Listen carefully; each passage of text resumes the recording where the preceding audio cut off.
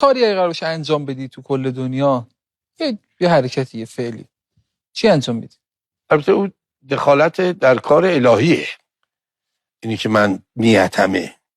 حالا بگید، من اونو با خدا من صحبت. دوست داشتم که اونایی که عمل صالح انجام میدن، عمل صالح انجام. خودتون رو چرا نشون دادید؟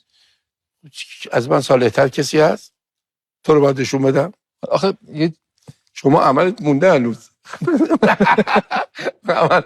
کسی که عمل صالح انجام میده، به این دلیل خودم میگم، حالا نمیدونم شما مشمول این قضیه میشی یا نه، پدر مادرت غیر حیاتن؟ بله. خب دیگه نمیشه دیگه، چون جوانتر بودی خودم گفتم. اونایی که عمل صالح اگه انجام میدن، به امر پروردگار یه روز پدر مادرشون در ماه برگرده پیششون. یه روز ما اومدیم با آقا جون گفتیم آقا جون خواستم، به مادر گفت بچه‌ت بگیر، با این بچه یه فصل جلو مادر ما رو. اون موقع چه دنیایی میشد.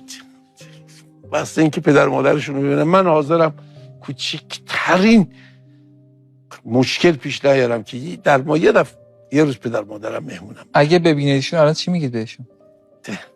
اگه ببینم چی بهشون میگم؟ اصلا از رو پاش بلند نمیشم، چی مثلا ولش نمیکنم تا 24 ساعت تموم شه. جفتشون باید دو طرف بغل من باشه. خیلی دوست داشتم اینجوری بشه. خیلی موقع فکر کنم میگم خدایا کاش که مثلا اینجوری بود، هم خودمون از این ور مردم صالح‌تر عمل میکردن، همون ور دلتنگی ها. خدا ان شاءالله پدر مادرت حفظ کنه. قربونتون برم.